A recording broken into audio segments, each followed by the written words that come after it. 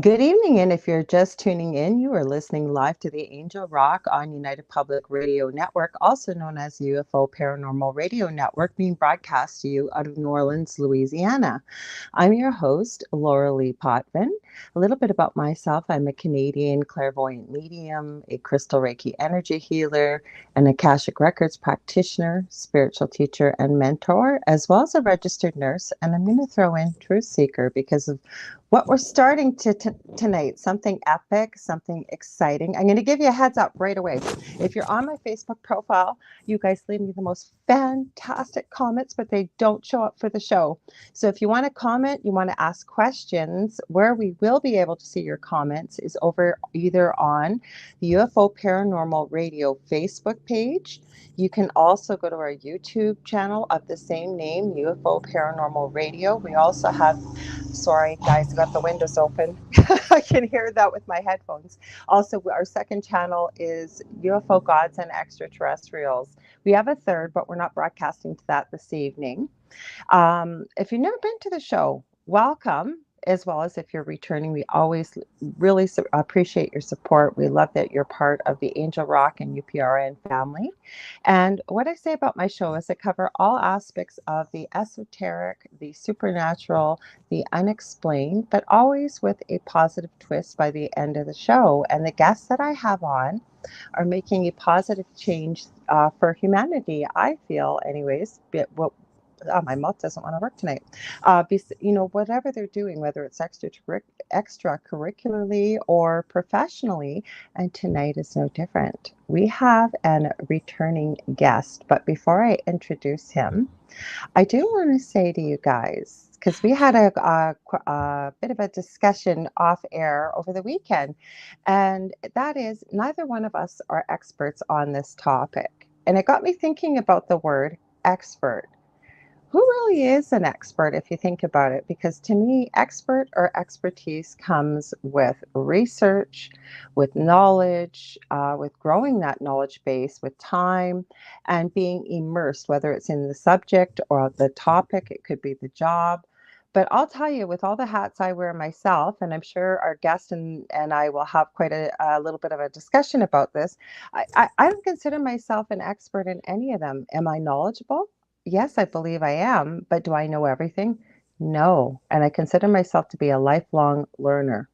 So without further ado, this is our returning guest. It is Tom Reilly. He is an author.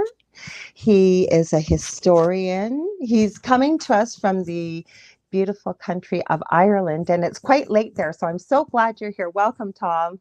Thank you, Lorilei, and I'm very disappointed that you said you don't know everything because I thought you did. No, I don't. Actually, I ran into somebody today. I'm in quite a few chat groups from around the world, and I'm in Yeah, one with independent podcasters and guests of a previous podcast and what have you.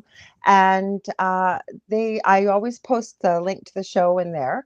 And they said, well, I'm going to be watching from Ireland. It's quite late. I said, well, our guest is from Ireland. So he oh my says he's going to God, be watching. I love So it. Yeah, I've worn my Irish jersey on just especially I for love yeah, it. yeah. I love it. So I guess I should mention I've kind of kept people in suspense here because I didn't say what we were going to talk about. But Tom and I and my partner, the Dell, as he's known on the network, has his own show, The Delicious Recipe, not a cooking show, on Thursday evenings live. He's also had Tom on his show, and Dell and I, whether he's met people through me because I've been doing this longer than he has, or we have a wonderful PR agent that you've been working with. That's how we met you, with Gavin Lee Davies. He's a That's friend of the correct. show. Yes. And we just click with certain people. And it's not that we're being snotty or anything. You just know when you click with people, and you're one of those people.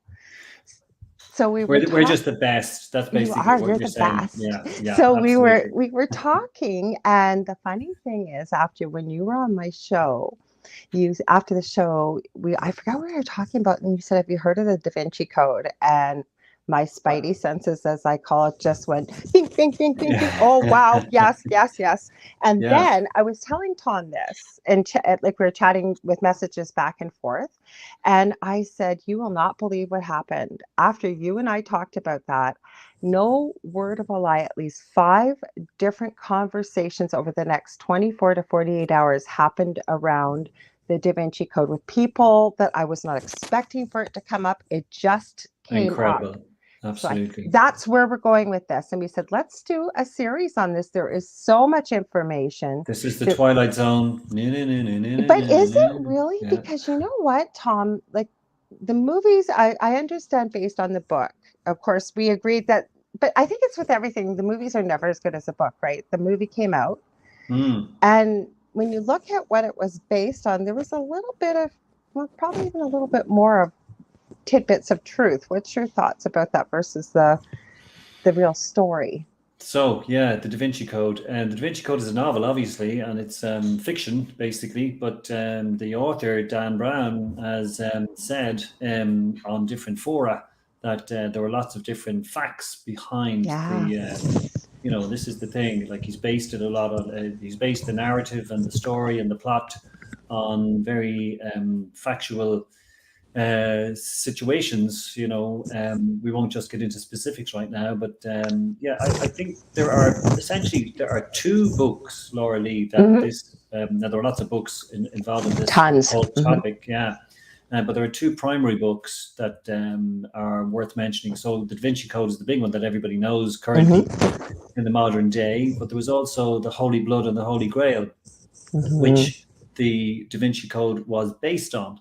And came out in 1982, and believe it or not, there was a lawsuit that the authors of the Holy Blood and the Holy Grail, at least two of them, there were 3 authors, they took against the DaVinci Code because they wanted to make a few bob, and they reckoned that their notions and their idea were plagiarized.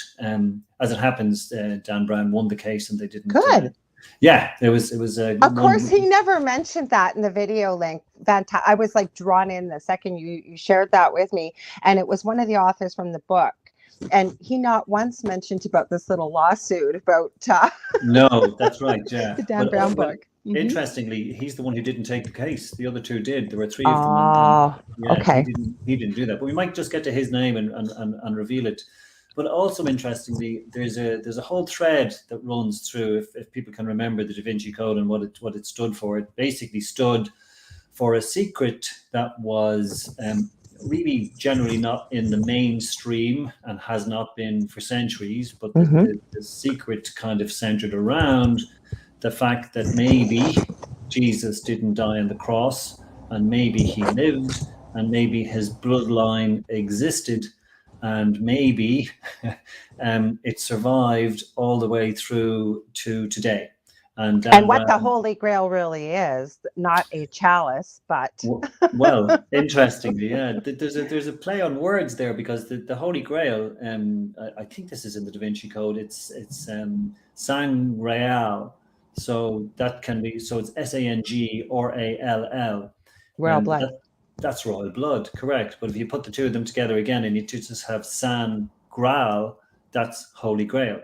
So the 2 are synonymous with each other, and it's one of those situations. Like, is this secret that the Priory of Sion, this group, are keeping and protecting, that it goes all the way back to the Merovingian kings and all that kind of stuff. But I'd like, if you don't mind, to kind of start at the very beginning of this. Yes, always good to start at the beginning. The one thing I did want to add very quickly to that, and then yes, that's what I was going to say. Let's start at the beginning. How you became so interested, and you've done over the years. You said you had to brush up. You'd kind of gotten away from it because with your Oliver Cromwell, and I should have mentioned that. That's why he was on my show, was to talk about his incredible book about Oliver Cromwell. But where was I going with this? Okay, so the whole story, it'll come back to me, but it had something to do with the Grail and the whole bit with it. And just the fact about when you start looking at all the pieces of the puzzle as they start fitting together, which we will, and like I said, we're hoping to do a series with this. It won't be week after week, but we're going to try and work around each other's schedules, and some might be with Del. That's the other thing I wanted to add. I did talk to Del briefly at work today. He works till 6:30 our time. My show starts at 6 o'clock Eastern Standard Time. So I told him if he gets home at a decent hour, he's more than welcome to hop on. So he may join us. Super. That's great. Love when Del gets involved. Well, I hope he gets on. We'll see. Now I'll say that he won't be able to get on. Let's hope he brings you pizza this time as well. Oh, he's tired, working hard. Okay, let's start at the beginning. Let's talk about this. Yeah, it's one of those fascinating stories. I'm a bit of a Francophile, and I like France, and we're reasonably close to it here. So we go to France on a regular basis, and I was going for years. So envious. Yeah. And we actually had property in France, believe it or not. We went over on a very regular basis. But I didn't know anything about this. It wasn't on my radar. And this is well before the DaVinci Code came out. This is some years back. And anyway, my wife and I were walking through a village, and I just saw a sign for a place called Rennes Chateau. Yes. And something just twigged in my memory, and I thought it just lit up for you. It was like ding, ding, ding. There was something, and I looked at her and I said, "There's something about that place that I've either heard or I know, or there was a feeling. I just knew it was something." And this is exactly, how it played out for me. And I just decided, okay, let's Google it. Even in those days, it wasn't that easy. Google was still a noun; it wasn't a verb, if you know what I mean. And, yes. And, I had to get back to the hotel and probably, dial up, the old. Modern... yes. Oh gosh. Remember those jokes? Anyway, long story short, I realized that this whole place, and I can't tell you really, Lorilei, how I can't get across to you how amazing this place is, not just in the landscape and how beautiful it is and how amazingly historic, and it's just it like you talk about Ireland, but for France, they seem to keep a lot of the villages and towns because it's so vast. France is a very big country. They didn't knock down all these places. This is quite a remote place, so it's more or less exactly as it would have been, almost 1,000 years ago when it started to be built. Okay. So I looked at, there's so many angles on this, the history, so many different civilizations have passed through this area. Like the Cathars were a sect who didn't believe certain things that the Catholics did. And that's a huge dimension, and that's a whole other rabbit hole you can go down. No, but I'm going to stop you just really quickly there. Yeah. Paul Anthony Wallace has been on my show quite a few times, as well as Dell's. We met him through Gavin as well. But he was talking about the Cathars. He said Cathars, but you're right, it's a whole rabbit hole you could go down, but there's a lot of interesting information contained with history and what have you. That's what I was going to say.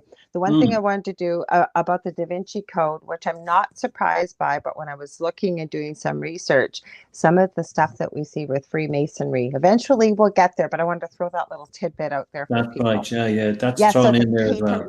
You said the Cathars. Sorry, I interrupted. Yeah, that's okay. I think maybe it's a continental thing, but we call them the Cathars here. But like there's so many different pronunciations between ourselves and yourselves. But the whole idea with it's worth just a couple of sentences on them, because there was a crusade by the Pope who decided that these non-Christians need to be whipped into shape because they weren't paying taxes like they should have been with the church. But not just that, but they were what they would have called them heretics, because they didn't believe what the Catholic Church was preaching. But they had a very simple life, and it was very honorable, and they called their priests good men or perfects, because they were essentially perfect. And anyway, they started off a crusade in the early 13th century, and it was called the Albigensian Crusade in the initial stages around 1206. And they sent down knights and soldiers, and basically they burnt at the stake anybody who wouldn't conform to the Catholic faith. And there's so much of that around, and it's so much. Now, again, they wouldn't have been a rich organization, but they would have received donations from a lot of their adherents. So, and I'm just throwing that in because there is a suggestion when we get to talk about money and such like, that they also had a cache of treasure, and they became extinct at one point, but the treasure, nobody really knows where that's gone. So that's a little teaser or there. Do we? Or do we? Exactly. Yeah. Correct. So the Cathars were a big dominant aspect of the early history of this place, and they lived all around this land, but they were basically obliterated by the Christians, and it was terrible. But the other big aspect of that particular area is, and this is, I think, well known, is that Mary Magdalene. That's where I was going to, that was the point. I don't mean to cut you off, but you know what shocked me that I did not know was that they actually had a church in that video you sent me with Mary Magdalene's name. I'm thinking, how odd is that? Till I got further into the video and heard a little bit, because I mean, she's been so demonized by the church, and she was a working girl, if you want to call it the term nowadays, and just basically demonized her to the nth degree. Anyways, go ahead. Sorry. No, it's fine. Can you please jump in anytime you like, Lorilei? Seriously, it's absolutely great, because I always get embarrassed when I talk too much, because that's the tendency I have. Don't be embarrassed. Thank you. So but the Mary Magdalene thing is kind of fascinating, because as far as I know, and again, I'm not an expert in this field, but she did flee to the south of France, and there were lots of different references to where she was and how she ended up there and lived her life there. But of course, the whole the suggestion. And there are in the Gnostic Gospels, there are hints that perhaps Jesus survived the crucifixion. Well, we all know he rose again in 3 days, or he's alleged to have risen again in 3 days. But there is a suggestion, and there is a school of thought that believes that he, along with Mary Magdalene, who he was allegedly married to, in this school of thought, and their children, that would be Sarah and James. Yes, I know about Sarah. Oh, I know. I did a show a while back on Sarah. Right at the beginning. I've been here for over 3 years. Right. I had somebody contact me. Now, again, I respect that you know your views with the paranormal and what have you, but they claim that they were connecting with Sarah on that side. Wow. And there's not very much said about Sarah being the daughter of Jesus and Mary Magdalene. So it was very interesting. Sorry, James, I didn't know the name of. I've heard anywhere from 7 to 2 children. I'd always heard 2. So 2. Well, again, this is stuff that's easily available, and if you really want to research it, but look, most people will tell you that the Bible, more or less, there's a very misogynistic angle to calling, as you called her, Mary Magdalene, a working girl. And I think they demonized her for different reasons. But, there are good foundations to believe that they may have been married. I don't know. Who knows? I had a show on this, actually, on my old network with my friend Augie Nost. And our producer kept bugging us to do this. Wow. And Augie's been all over the world because he was a pilot. Hi, Kelly. I'm not ignoring you. So much to talk about, but I wanted to say hi. Kelly is Rainbow Light Paranormal in the chat. Hi, Kelly. So, and I grilled Augie. Like, he's a good friend of mine, but he told me the 2 names of Jesus. And I said, how did you know this? Where did you get this? He talked beyond a shadow of a doubt that he believed that Jesus was married. He gave his reasons as to why he believed it. And he's been over there. He's seen a lot of the scrolls, and he saw the wanted poster for Jesus when they were like all kinds of stuff. So again, is it beyond a shadow of a doubt? No. But I also know Augie to be very, very truthful. He's a podcaster on Broadcast Team Alpha, and he's been on the show many, many times. Super knowledgeable guy. But I wanted to throw that in there. Sorry. Yeah, no, absolutely. Throw anything you like in. And I think that's another, it's a reasonably, if you think about what the Bible is the message it's trying to give us, there are lots of anomalies in there. Essentially. Tons, yeah. Yeah, absolutely. And I'm not an expert on the Bible, but I know there's so many contradictions as well. So it's not beyond the bounds of possibility that they wanted us to think that Jesus died and rose again on the 3rd day and then ascended into heaven. there is another, and we might come to this at some point as well. This ascension into heaven has also been suggested that aliens have controlled the ascension, if you like. Yeah. And that, I'm just going to go down this tiny tangent, that all manifests also in the south of France when there's a village very close to Rennes-le-Château, and it's called Bougerac. It's also a mountain, and the mountain is a reasonably desirable place for the esoteric individuals and hippies and so on who go there. And on the 21st of December 2012, that was when the world was supposed to end, and the aliens were going to reintroduce Jesus into the world, and the apocalypse was. I did not hear that. Yeah. all of this is kind of there. There were lots of different stories attached to this. There were so many layers of intriguing stories with this whole area. But that's one of them. And apparently the mountain Bougerac people have heard so many UFO sightings down there, but they've also heard whirring and vroom, that there are UFOs in the mountain, and the mountain was supposed to be anyway. It didn't happen on the 21st of December 2012, which is no surprise. Because we're still here. We're still here. But they got the National Guard in France, actually. Really? On the 21st, because they had to stop people practicing occult, rituals. Okay. There was and people bought property down there in that village because this was the village where everything was going to happen. People believed that this was going to be the one village that survived in the whole world. So a lot of people flocked there, and property prices went through the roof. And whereas it wasn't. I think I heard something about that, but I'll be honest with you, Della and I have been, you want to call it awake, whatever you want. We've been aware of things that aren't mainstream media. Let's put it that way.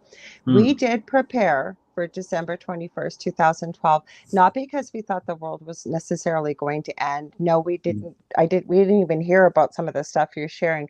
We just felt that if there was maybe going to be an opportune time to say, cut the internet or the power or something, it's the middle of winter. We've talked about the winters this weekend where you live and where I live, being in Canada. And so we prepared because we knew there was no reason not to. It wasn't going to go bad. And even with weather, anything can happen. Actually, Del and I do shows on this because you should be prepared. No guarantees what, power's always going to be there, internet's always going to be there, or anything. What possible harm can it do? Exactly. Absolutely. Be prepared. That's the Scouts motto.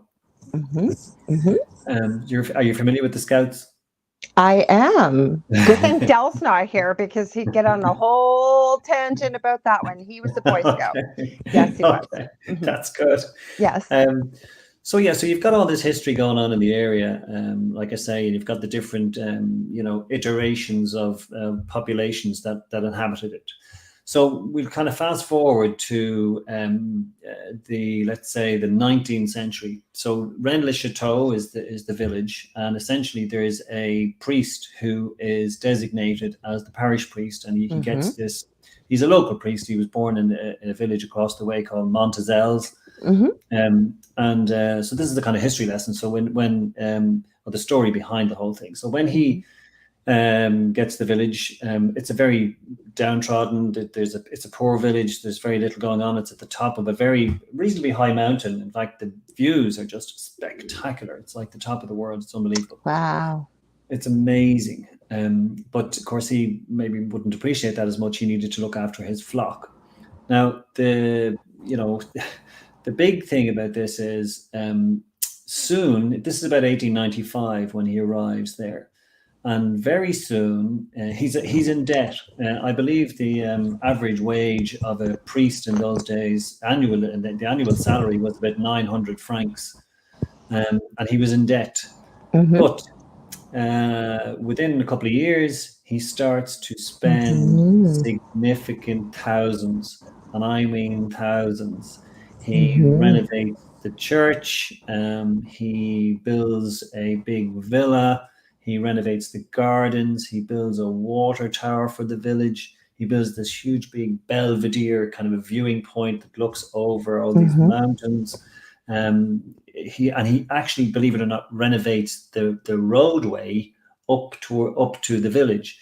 Now, if I won the lotto, and if you won the lotto, I suspect the first thing you think of wouldn't be to go out and improve But the I road. wondered what the purpose was, because in the research I was doing and some of the videos you had sent, it sounds like also he was hanging out with a lot of high-placed, Rollers. high-name, wealthy individuals that a priest like him would never probably cross paths with normally, right? Absolutely. That's absolutely the case. So yeah, he suddenly finds himself in these circles, and he's there are rumors of affairs as well with different ladies who are famous singers and so on. So yeah, it's massive, and it's a total contradiction to what's happening in any other village in the area. And he obviously comes to the attention of the church very quickly, because this shouldn't be happening. So they suspect that what he's doing is that he's trafficking masses. So that would essentially, that would mean that he would be sending the word out there that I can say a mass for you or your relative, or your maybe one of your relations is in purgatory or something, and I can get him out by saying a mass, or him or her.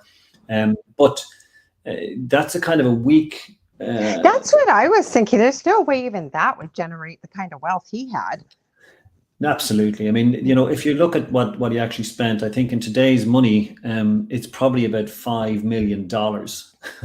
Like if he could turn water into wine, I could see people paying him like that, but not for trafficking masses. Well, exactly. And the going rate for trafficking, if you work it out, and the people have done, I didn't have to do it.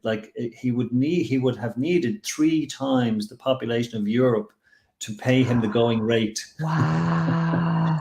So that didn't happen. Well, essentially, I don't believe that would happen, because it's far too ridiculous.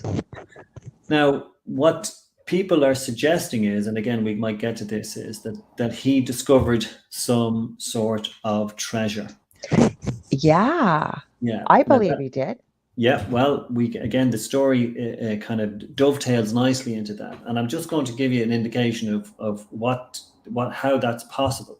So there are 5 potential answers or solutions as to where this money came from. Okay. One would be the Knights Templar. So again, there's a very rich history of the Knights Templar in the area.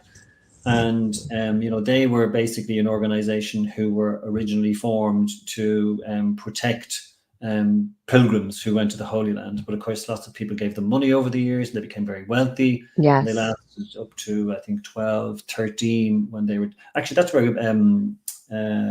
is it Good Friday? Not Good Friday. What's the word?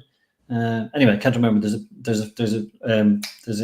a day in our calendar that is associated with them. It's their demise, and it was on a Friday, and that's when they were all taken out, so to speak.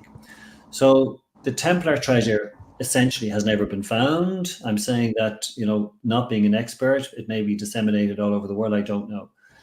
Another possibility is the Visigoths. The Visigoths, all these words are going to assail people's ears. They allegedly invaded Jerusalem and stole the Temple of Solomon, from the Temple of Solomon. So the Ark of the Covenant was included in these riches.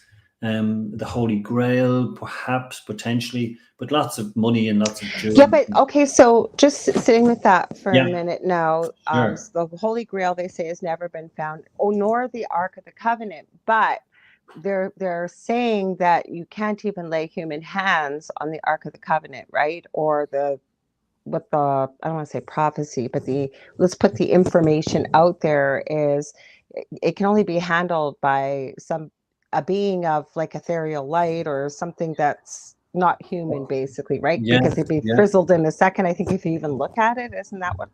Suppose something to that effect, if I'm not mistaken. Or Indiana Jones. I don't know. I mean, is this? Well, there's a lot of truth in movies, right? I know. Predictive Yeah, programming, absolutely. there is. Absolutely. Yeah, yeah. By the way, Friday the 13th is what I was trying to think of there. That's how they were Oh, all. oh, I did not know that. So Yeah, that's that's, where that now that you expression say comes that, from. yeah, that makes sense. Makes sense, yeah. No, the Ark of the Covenant, absolutely. But the intriguing thing about all of this is that there's so many angles. About maybe 10 kilometers away from Rennes-le-Château is a little village called Arca, and that's Arques. So Arc, and it's pronounced Arc in French, in France. Oh. So, there's just more intrigue in that area. So that's two possibilities. You've got the possibility of the Knights Templar treasure. You've got the possibility of the Visigoths Temple of Solomon treasure. Okay. You've got the potential I mentioned earlier on about the Cathars. Now, Yes. the Cathars, I can't. Again, I just wish I was more articulate and more descriptive. When I went to France, and we went on a regular basis, and one of the things we discovered in this area was there's a mountain called Mont Segur. And Mont Segur, it's not, the way you when you sometimes go up mountains, they're quite distant, and they splay, and you think you're at the top, and then there's another, maybe peak, couple of miles. Yeah, there's always a peak. This is one. It's like a tower, but it's just it's very sheer. You go up at like the top. an obelisk, almost, kind of like. Very like an obelisk. Yeah. Wow, absolutely. that oh boy, my brain's just going now. Obelisk, energy center point. We've got gazillions of them all around the world. Well, there are suggestions as well that this was the inspiration for Spielberg's Close Encounters, if you remember. Oh, yeah, I remember. Yeah. Yeah, there were suggestions, but Mont Segur is, and I got climbed it on numerous occasions, and it's very. Oh. Yeah, and when you look up, you can see the people. They're like ants up at the very top. Wow. It's just unbelievable. Anyway, I gotta get me over to Europe one of these days. I'm telling you, if I'm not giving you the appetite to get over here quickly, I don't know what's going on. I would love to go. Yeah, you really should. So Mont Segur is where the Cathars made their last stand. And again, there are books on this, and there's a terrible story where the village, they were down to their last remnants, and the Christians were all around the bottom, and there was no way they were going to survive this. So they decided they'd have to get the treasure that they had accumulated out.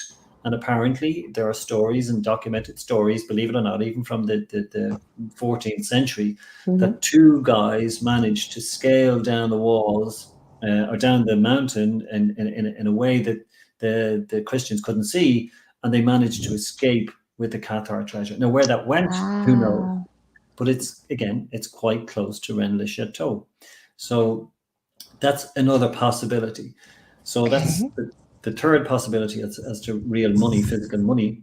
And then you've got how he got, you've got the masses. Maybe the masses was something, the way he got the money, but I don't believe that. I don't believe that one either. No.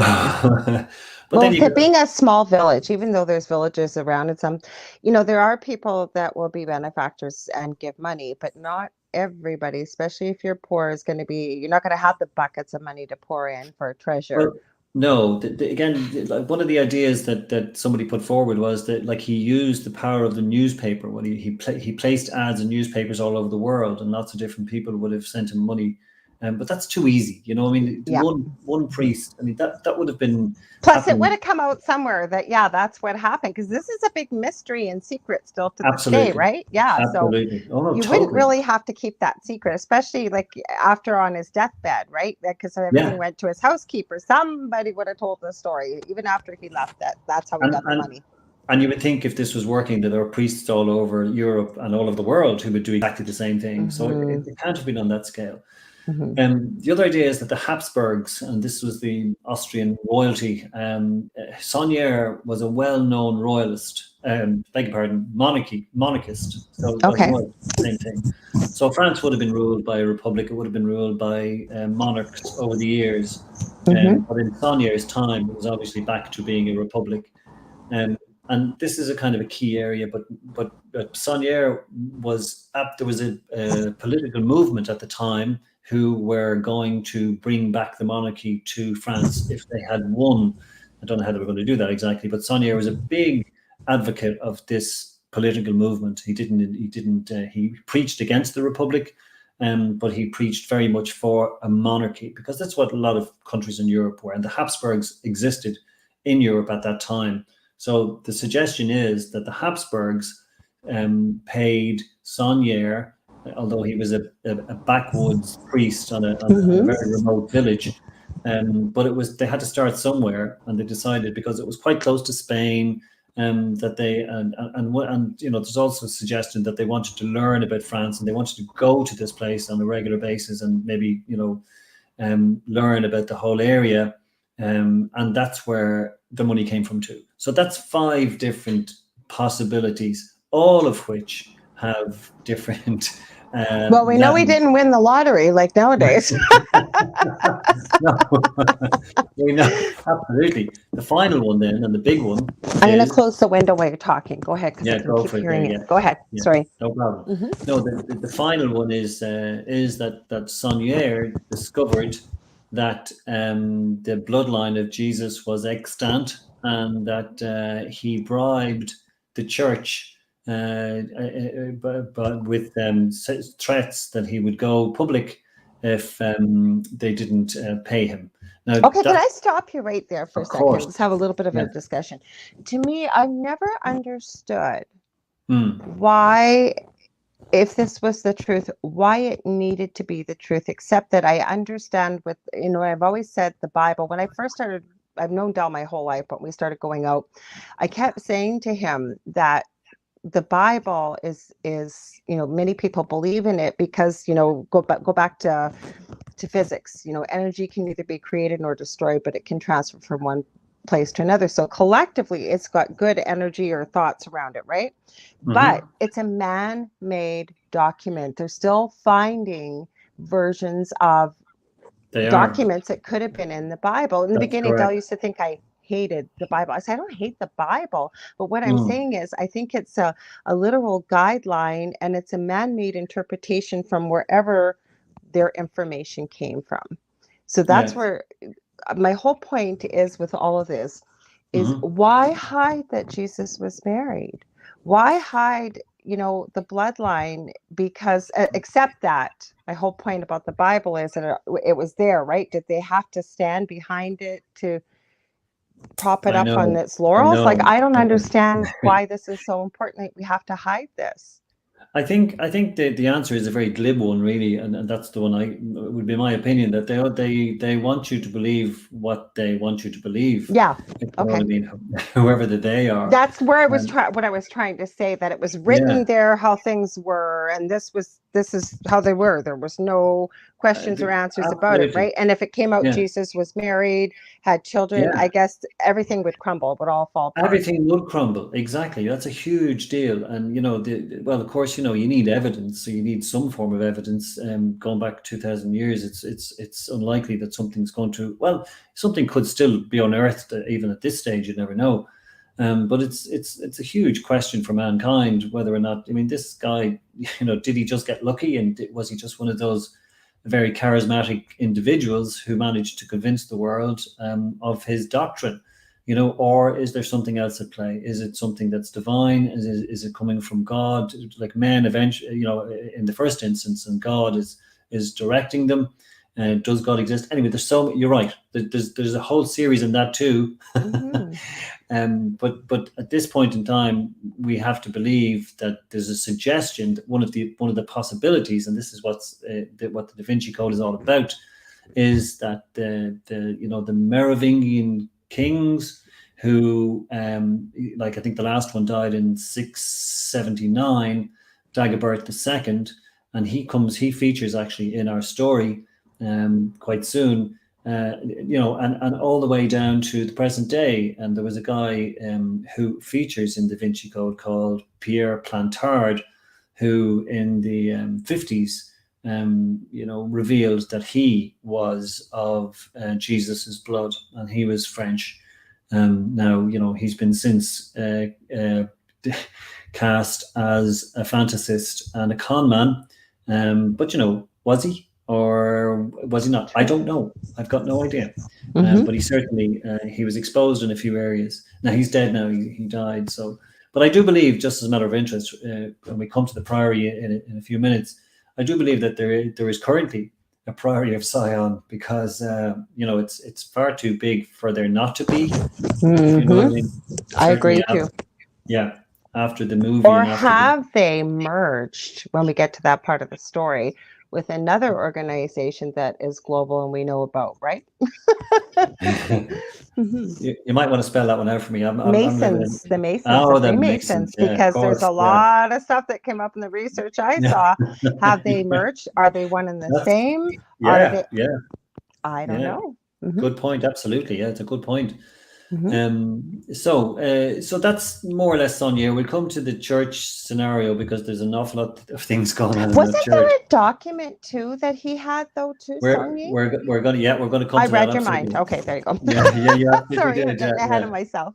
No, it's fine. Again, I'm not sure exactly what thread to take here on this.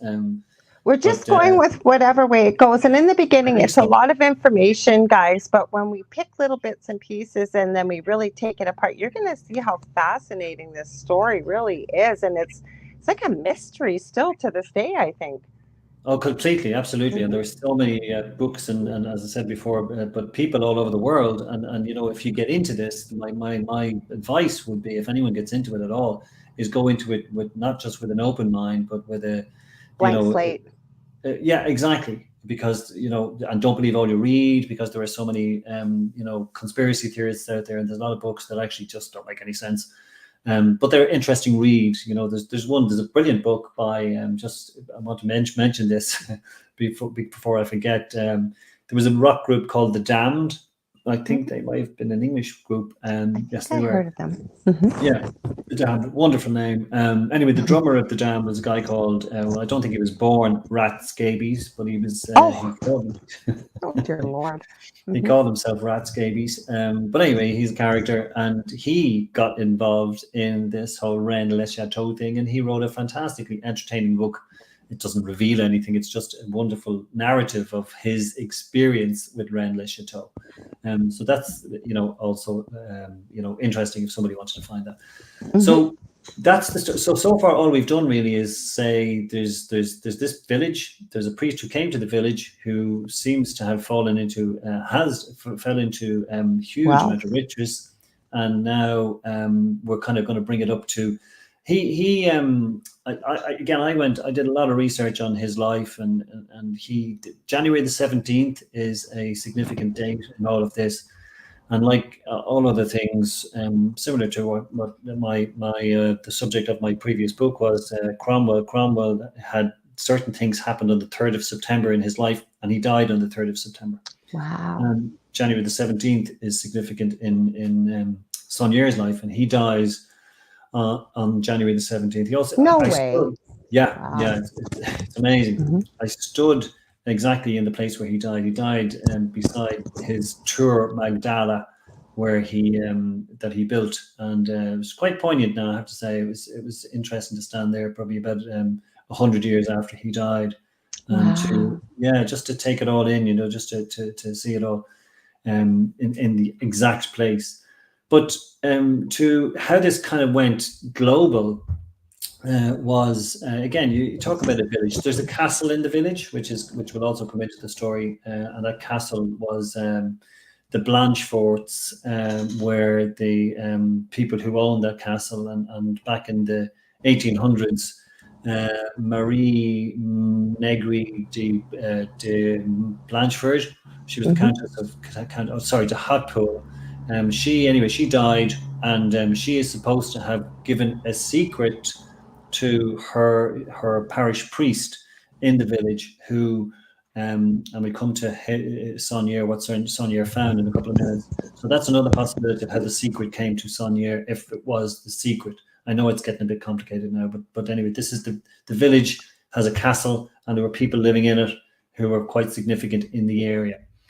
So by the 1940s, Sonier was well dead, but his maid, Marie de Derniard, was still alive.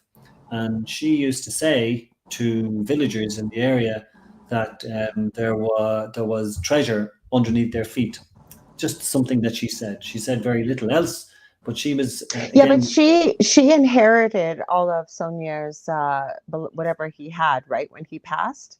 Well, she did the physical assets, if you like. She definitely did, but the Okay. money. One of the significant things is that Saunier actually died reasonably poor.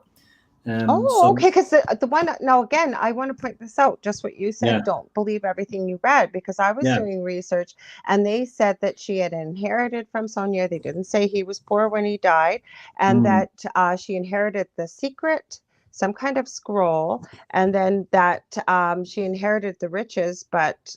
I won't go further because we're not that far in the story yet. But now they said that they implied that she got the money from Saunier. It sounds like she didn't if he died poor. I remember that as well. Now that you say it, and I remember there were. You see, the thing is, she never, if she had money, she didn't show it. So she lived in reasonable poverty as Yeah, well. that's what After, they said in this. I forget what article I was reading that she lived. They didn't say the high life, but like a life of luxury is what they said. I'll Mm, have to see if I can find the article and I'll send it to you. But then again, there's something very important in there. We can't believe everything we read, especially when we're going back through history, because there's no way to prove it. You got to kind of go with consensus and what feels right and do a lot of research, right? totally agree. Totally And agree. to Whatever connect feels the right. dots. Yeah, yeah. There are some things. There are some facts that are absolutely irrefutable. Not so Hmm. many in this story, but in lots of other research areas. But yeah, sometimes things don't fit, and sometimes there are contradictions. And if you get, a fact, and you've got maybe two or three corroborating witness statements, Hmm. then you could probably, why would you want to disagree or not disbelieve it at that Right. stage? But yeah, no, again, like that, so many, different possibilities here. So she, a restaurateur, shall we say, arrived in the village one day, and he saw this big belvedere. So if again, if you Google this, you'll see this wonderful big place that overlooks mountains, and he thought this is the perfect place for a restaurant. So Okay. again, to go reasonably fastly through this period, he befriended Marie, and she gave him permission to open up a restaurant there. Now, the fact is, it was up a mountain, and it was quite isolated, so business was tough. I So bet. yeah, can you imagine the Geez, I wonder villagers? why not too many customers. Exactly. Well, no, tourism was taken off. This was in the 40s, and but it Right. was primitive enough early days, and the road up had disintegrated over the years as well, since Saunier had improved it. So the whole notion here is with this guy, his name is Noel Corbu, is that he in not so much going to say invented, but he dug back. He used to talk to Marie on a regular basis. Remember, she was his Sonia's house maid.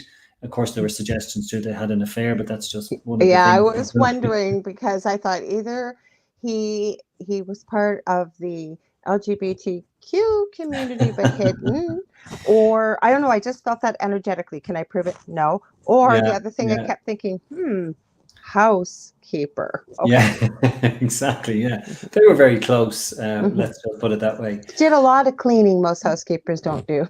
Yeah, exactly. Yeah, let's not go there. No, we That's a won't. different That's all I'll show. say. Yeah, that's a different show. That's all I'll say. Yeah, exactly.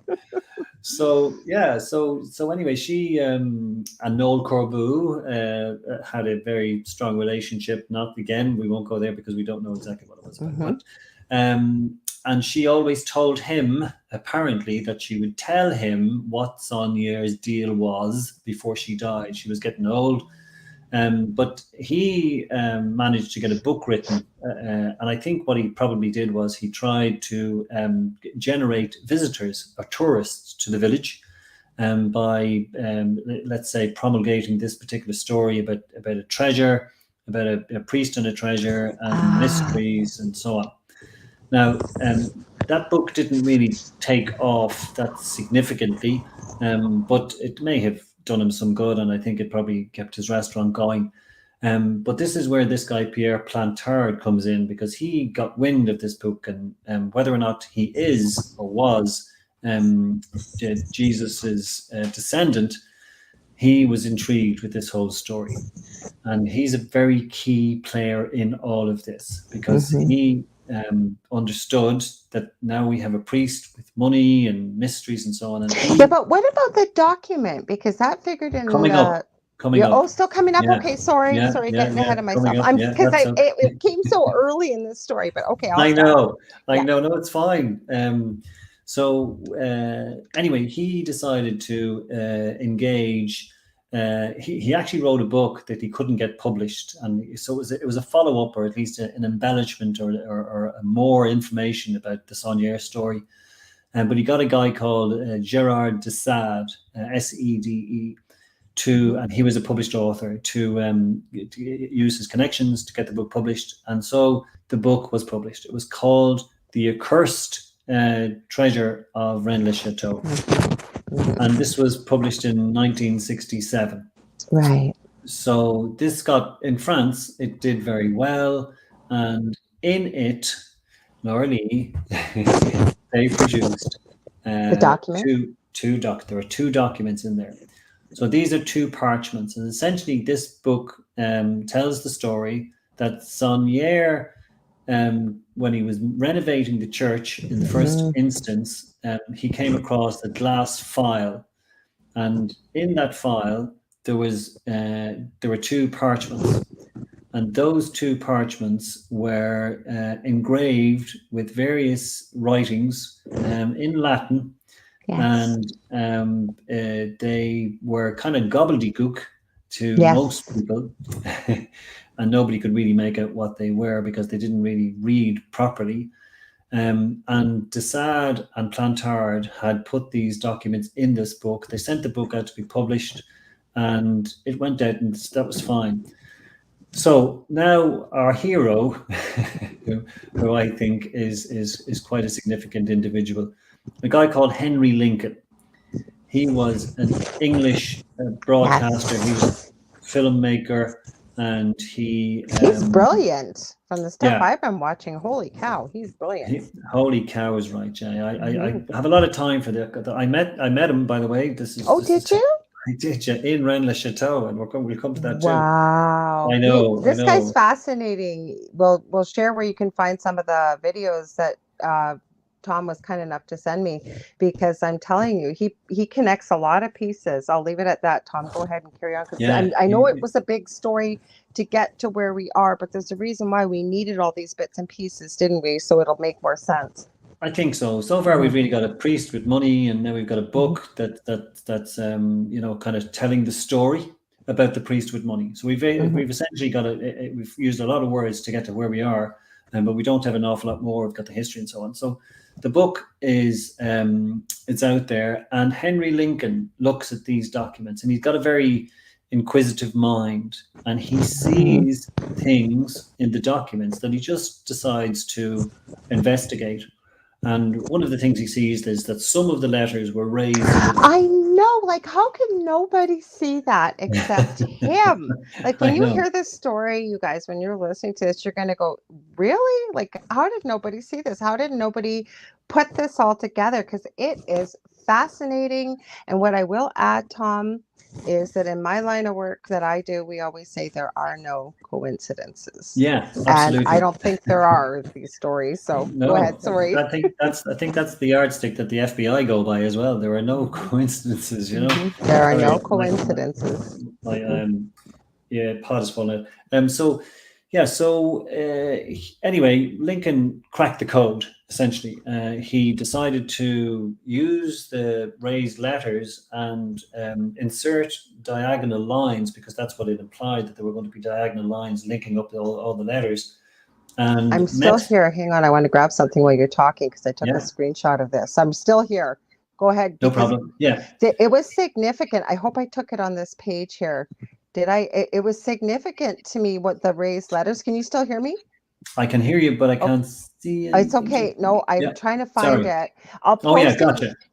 Okay, here it is. I want to read this, Tom, because this was significant. Okay, it was in French, but the raised. This is one. Sorry, this isn't the one. It was the word Sion, Sion, that when rearranged. I'm going to come back. Sorry. I got to close this because I thought that was significant because we're dealing with the priori of Sion. We're dealing with, and those raised letters he figured out, never mind, we're getting to the lines and stuff. But that was so significant. I thought it really went ding, ding, ding for me. Yeah. I don't know why. Maybe we'll find out as we go through the story more. Well, it appeared in a couple of places in the parchments. It wasn't just, it was hidden. It was in full view as well. If you looked at letters different ways, there was, the end of a sentence was S, and the end of another sentence was I, and another one was N. So when you look straight at it, it's Sion, and it was also hidden in the texts as well. So, but he was an exceptionally clever guy, and he looked at this, and so the messages actually read. So there were messages. The messages said, and I just got written down. I'm just going to look down. That was my screenshot, but I was looking for the letters what it was. But go ahead, because I think it's significant. It doesn't make a lot of sense, but when you break it down, it does. Well, there's a couple of letters. I'm just looking. There's a couple of sentences. So one of them, the first parchment reads, the message is, "This treasure belongs to Dagobert II and to Sion, and he is their dead." King. So that's the first one. Okay.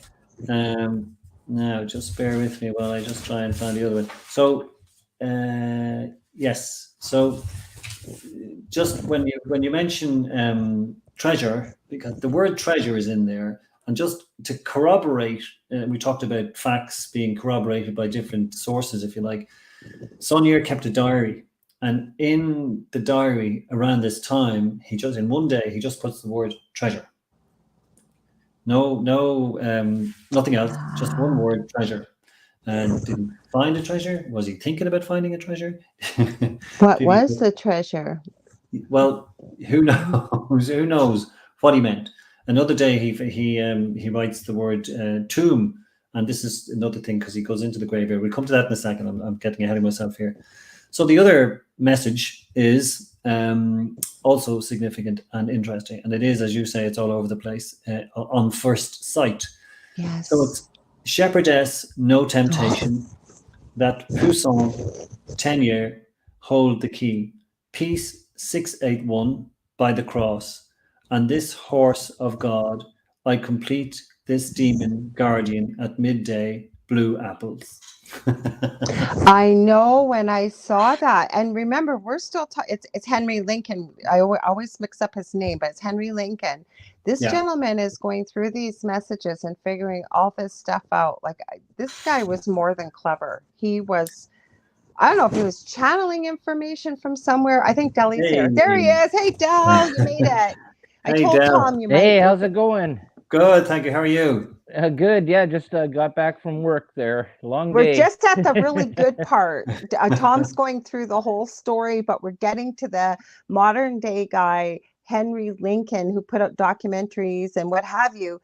And did he find these documents of Saunier's? No. So what he did was in the book, The Accursed Treasure of Rennes-le-Château, the documents are reproduced. So that's where he got them. And he figures out this code, Del, and all this stuff, right? Mm-hmm. Yeah. So there are messages in there, and they don't like to anybody normal who wouldn't be as curious or as inquisitive as he is, they don't mean anything. But he worked out there are hidden messages, and this is the intriguing thing. He eventually, because he's a filmmaker, he got in touch with the author. And he sat down with the author, and the author was a little non-committal, and he was a little nervous about Lincoln, and he's kind of not really telling. But anyway, he eventually he says, so Lincoln more or less asks him. He says, "Well, why did you put those messages in there, and how many people have found them?" And so the guy says, "Well, nobody. You're the first one, and we hoped that somebody like you would come along." Now, Lincoln's kind of thinking, well, why would you hope, and why would you put messages in there, and what's this all about? So he's totally caught up with these messages, and of course he's a very clever guy. So he works out that at one point in Saunier's life. So I'm just going to go to the second message there that I mentioned. Okay. Shepherdess, no temptation. that Poussin and Tenier hold the key. So they're both artists. They're both 17th century artists. So, Wait, can you read the whole message for Adele again Yeah, too? Because this course. was found, this was reproduced from the guy that the DaVinci Code was kind of based on, Saunier, a priest, way back in the day. Okay. Okay, and they did something like this with the movie, or this is way far off of the movie. This is way off the movie Yeah. kind of thing. But wait till you Okay, hear yeah. this message and how this guy figures this out, like in Yeah. his modern day. Tom met him. Yeah, essentially. And these were Templars and or Freemasons, or So you're getting ahead of yourselves again. Okay, Dale, there. sorry. We're just No. trying to bring you up to speed. Like we told people, Yeah, it's going to be a sorry. little confusing in the beginning. Sorry. I saved the documentary for you once you watch it, and I'm going to post the link to Tom with this for people so that they'll be able to go back to and see, in case they kind of pop on like Del does and go, what the heck are these people talking Exactly. about? I tried to race home as fast as I could from work here to jump into this there, because I'm It's so excited okay, but would you have mind Tom in repeating here. that, Tom, that message? You're going to see Yeah, how no strange this problem. message is. And just Thanks, before Tom. I repeat the message, and I will do in 2 seconds, like all we've done so far, Adele, is just tell the history of the Yeah. area. A priest Okay. came to a village. He made a lot of money, or he got a lot of money from somewhere, Okay. and now there's a book written about it. And this book it's called The Accursed Treasure of Rennes-le-Château. Okay. And so Henry Lincoln is an English documentary maker, and he picks it up. And in these parchments that are in the book, he sees messages. And this message. Are these people anywhere connected to the Rosicrucians? Or We is haven't that, got there or is yet. that another? Not Or yet. that's We haven't further got ahead? there yet. We just Okay. started. Like that's why I told Tom this is going to have to be a series. I told people Okay. watching, just Yeah. hang in there, because history can get, if you're not sure what people are talking about, a little bit dull. But if you just hang on and make a few notes, or you may have to come back to this, it's all going to connect in you, because I think we could really dissect a lot of this. Yeah, So- it's a possibility. Yeah, So absolutely. he's going through the message that this Henry Lincoln, the first thing was he picked up these raised letters that spelt Sion. Like we mentioned the Priory of Sion a little bit, Tom did. So now he's going through it's the second message he picked up, right, Tom? Yeah, absolutely. And Okay. it seems like it's crazy words. Anyway, It's it crazy. reads like this. So shepherdess, no temptation, that Poussin and Tenier hold the key. Peace 681 by the cross, and this horse of God, I complete this demon guardian at midday, blue apples. So Del, what the heck does that mean? Well, that just seems like code. Yeah, absolutely code. Yeah. Right? Yeah, so the way Lincoln was hooked, and he just couldn't understand why these messages hadn't been understood by lots of people. They were in French too, weren't they, Tom? And they were translated? I thought they were Latin, but you could be right. Yeah, I don't Yeah, know. because the first ones I thought were Latin. These ones, because I just watched the video again, but I could be wrong because I was listening while I was getting ready. Either way, they weren't in English. So No. he picked this up, right? Absolutely, he picked it up. Oh. Yeah.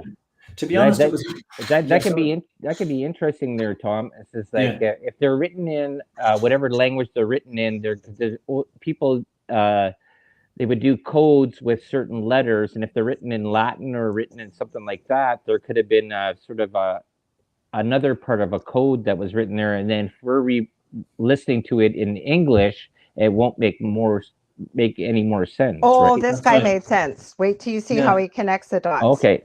Yeah, I think there's actually Greek in there now that I remember it.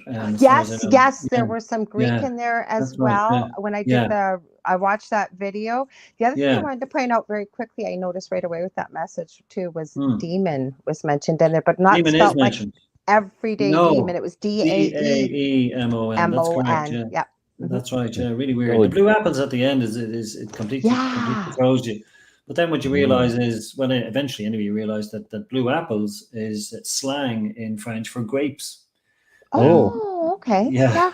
But there's more story. There's more to do with the blue apples that comes up later. There's actually, would you believe, a restaurant in Rennes-le-Château called Blue Apples. They're really capitalizing on this. You know? I was going to say, you could. Well, their whole industry now is they said the amount of 100,000 people a year visit this little tiny village because of it. I'm even surprised that it's that few. To be honest, I don't understand how it's not that especially after. Well, I don't the think movie. this documentary was really new. The one that you shared, I was hooked from the second I watched it. So there probably is way more. Yeah, is this a documentary you can check out there? Is it? I'm going to send it to you. Oh, okay.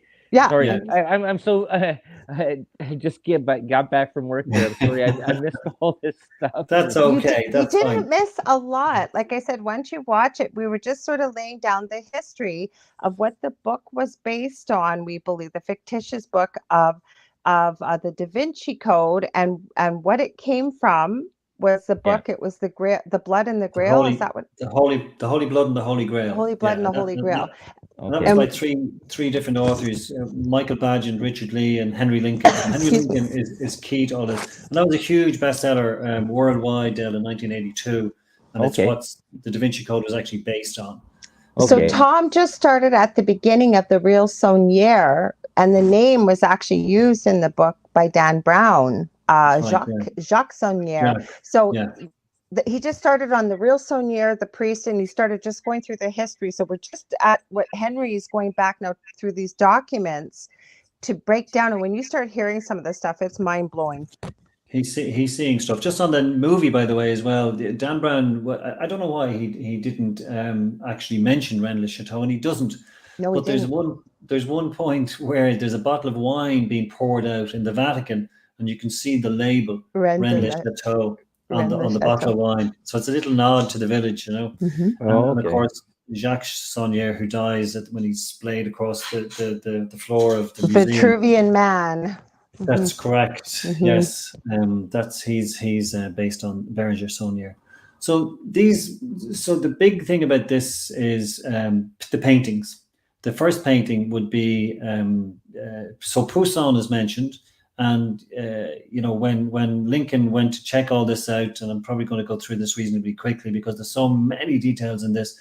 Poussin, was he ever in Rennes, or was he ever around there? There's no real evidence that he was, but yet there's a suggestion that he made his way towards Spain, and he stopped off in Rennes because he painted a picture that's called The Shepherds of Arcadia.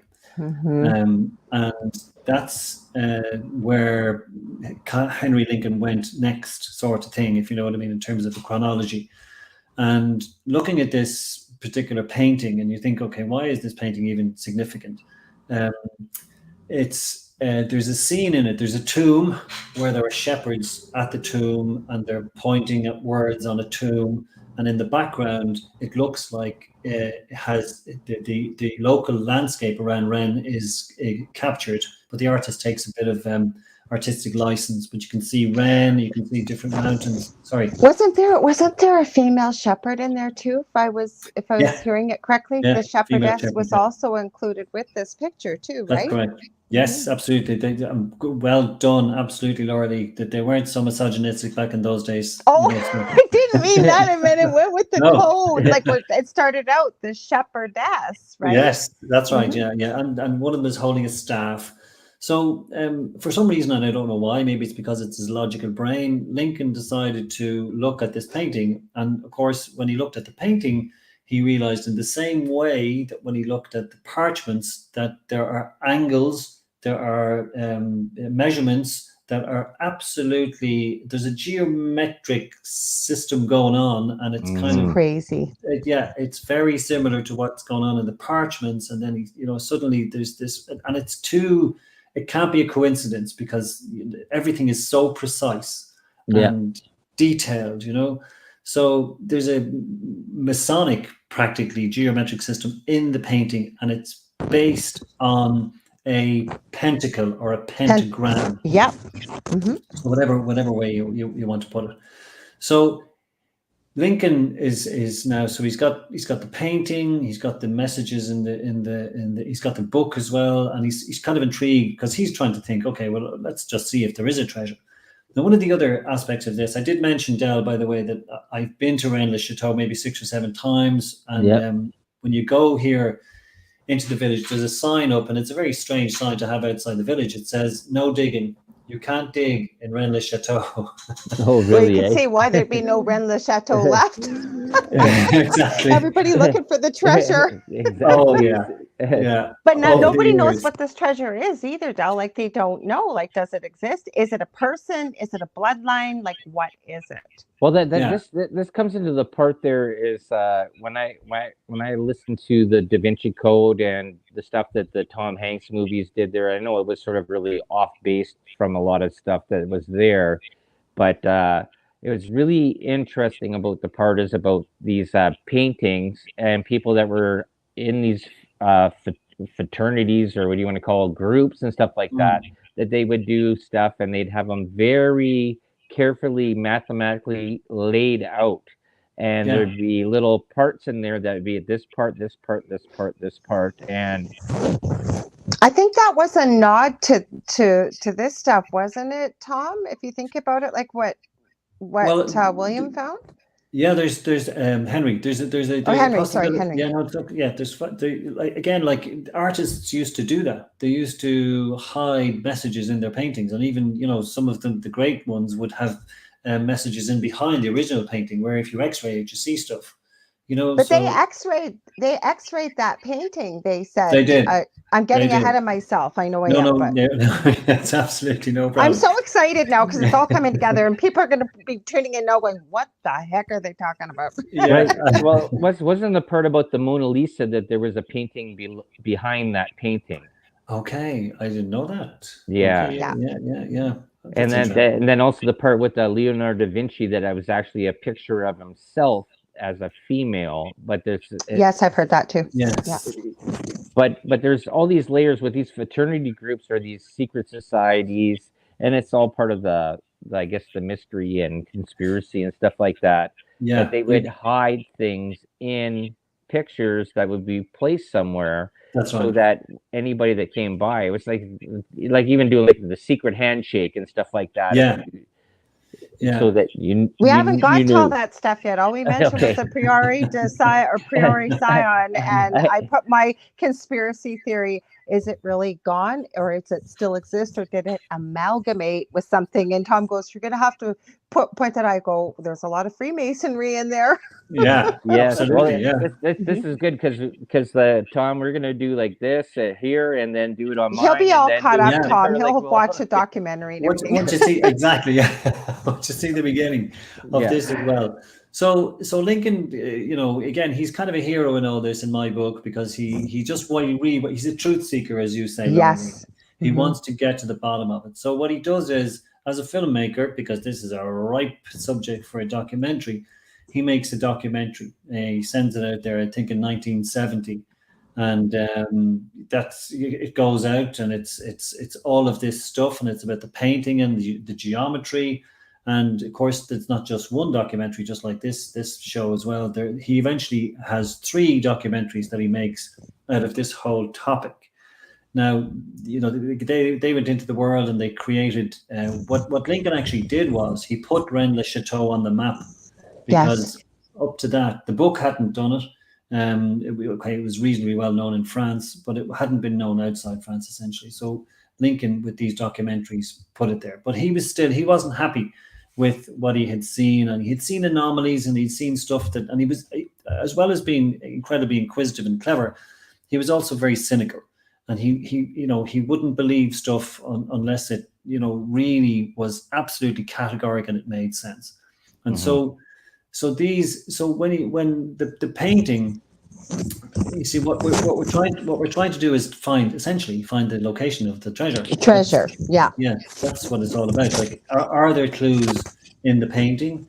Are there clues in the church? And we'll come to the church shortly. And what do all these things mean?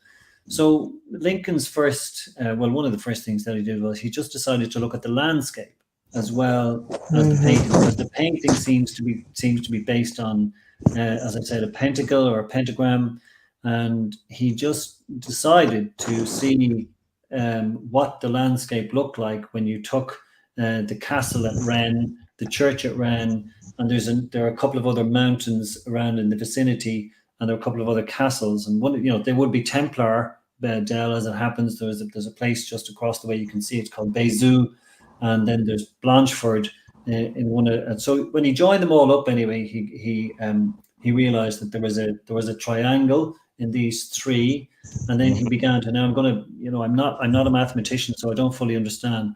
But the point I'm making is that some of these sites in this area were so to the millimeter, not to. I know you guys deal in imperial over there, but to the inch. Yeah. The half inch. Actually, in Canada, we are in millimeters and metric and what have you. Okay, yeah. Excellent. Well, so again, too much of a coincidence to be a coincidence. So he found pentagrams in the landscape, and this took him back. Now, this is a kind of a different direction to the treasure, because he was still looking for the treasure. He was still looking for the location of the treasure or whatever.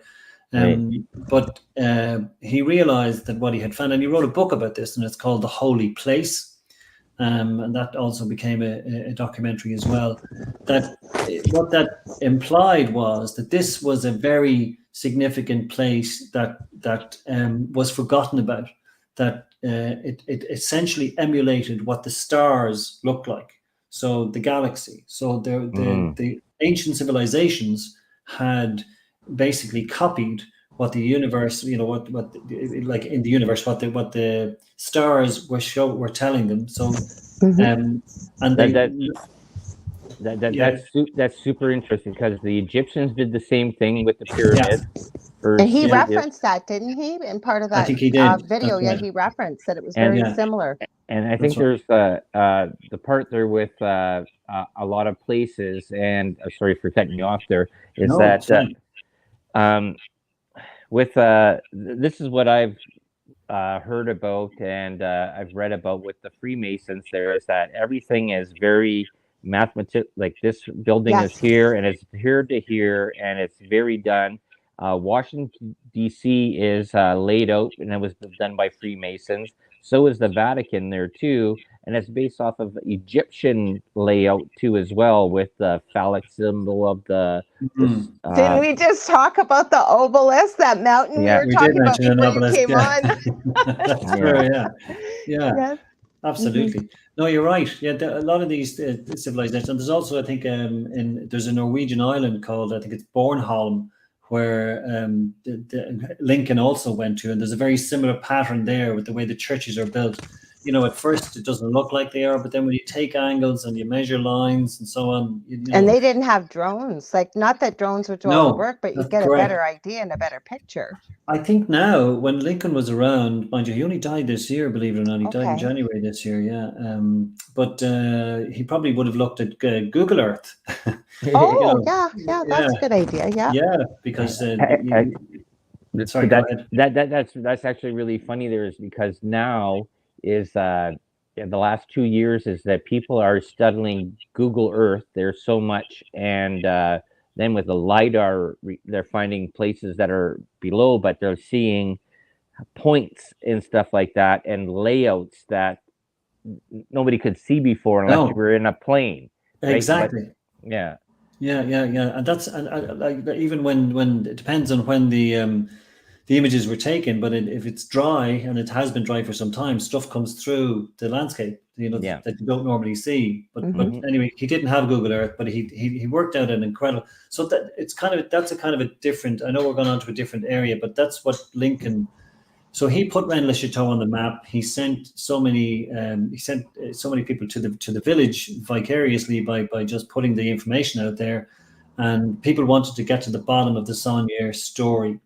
And he, essentially created, like, I was there on a few occasions, and I'm sitting there. I remember sitting there sipping my orange juice, and as I looked down from the balcony that I was sitting on, there is a lady who bought a house just kind of up the way, and she had bought a field just below her, and that field had, if you like, it was a landing pad for UFOs.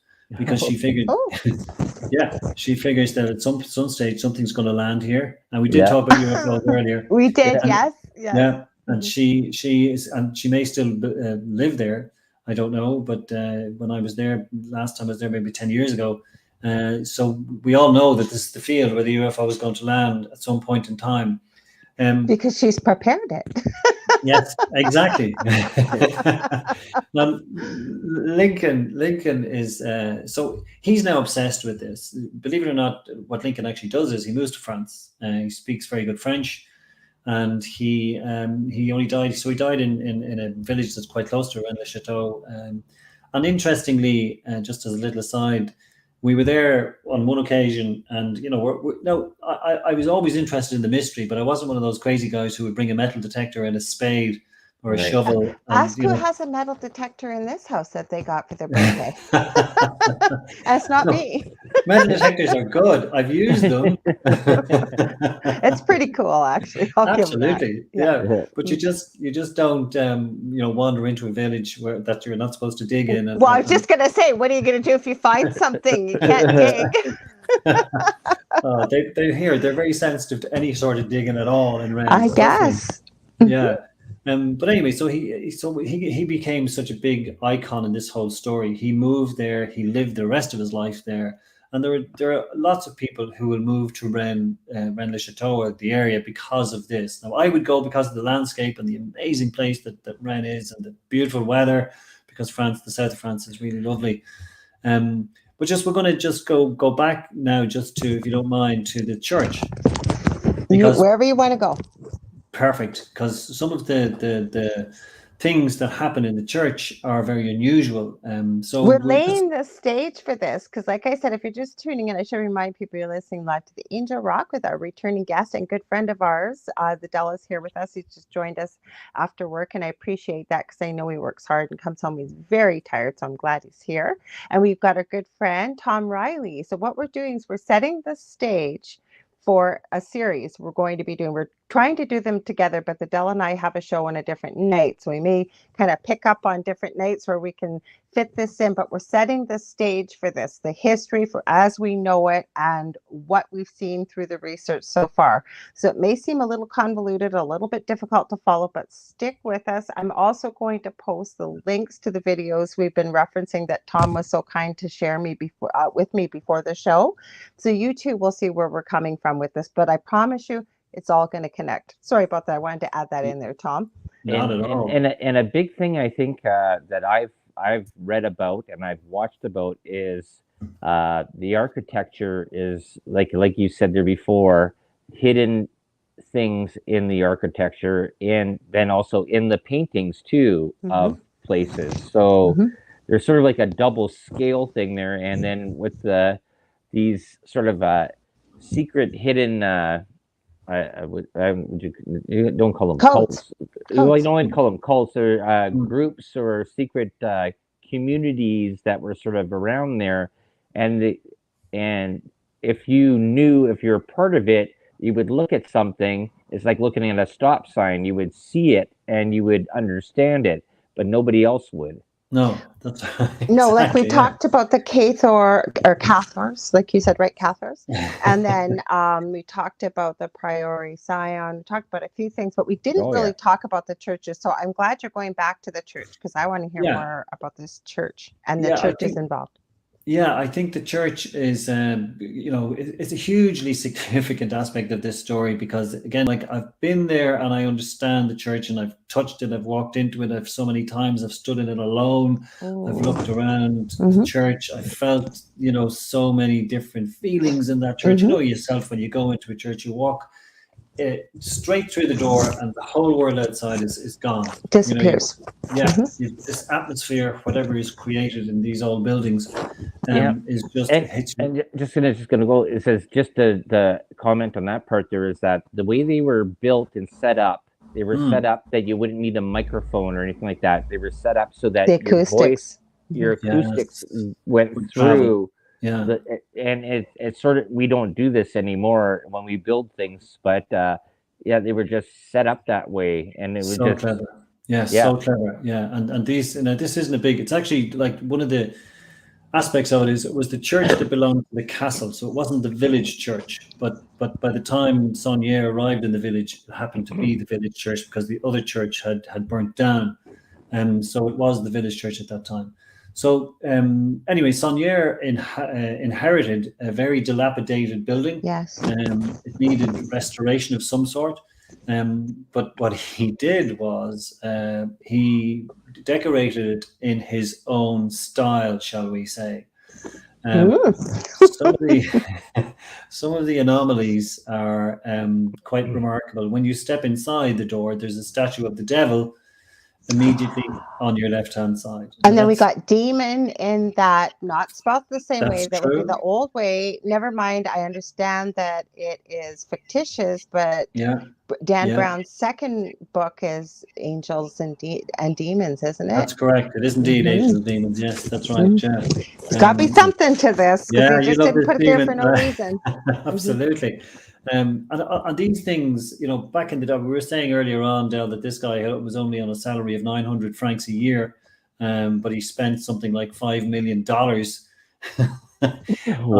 on the village. And he was hanging out with people back in the day, like Oprah Winfrey and things like that. Like he redid the road up to this little tiny village he was in. And there's a lot of questions about all this stuff, isn't there?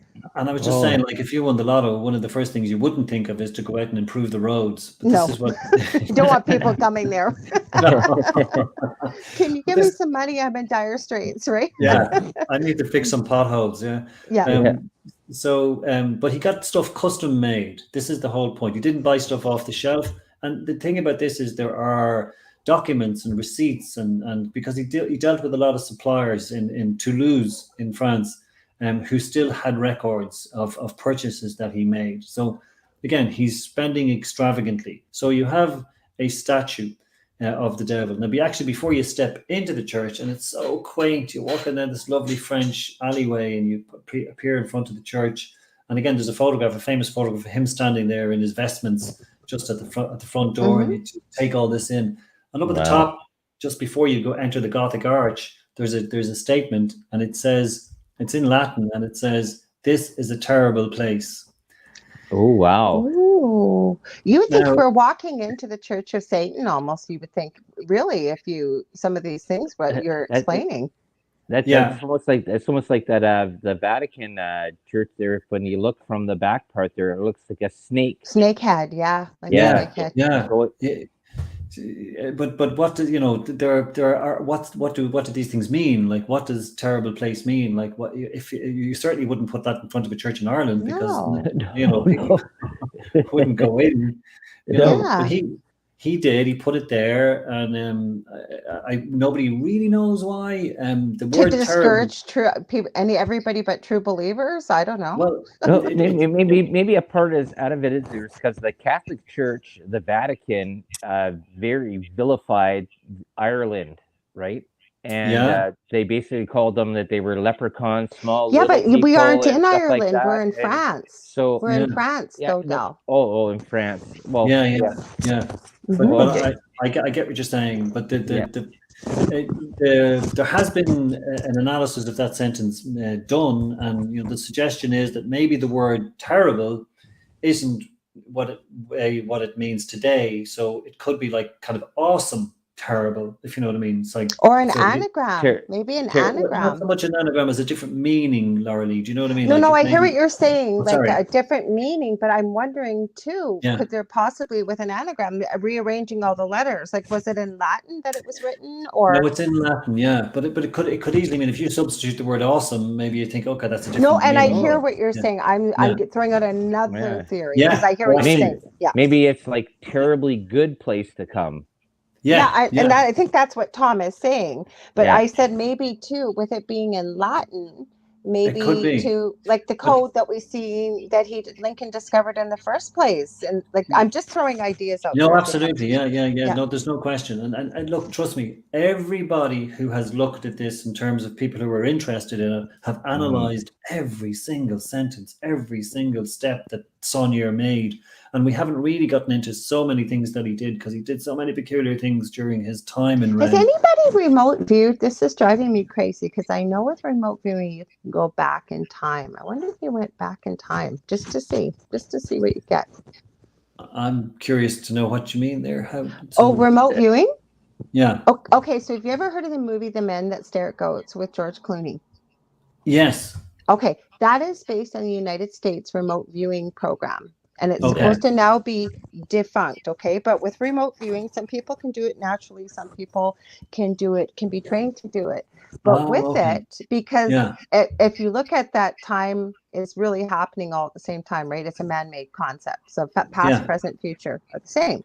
So with remote viewing, if you know what you're doing, you can go back in time.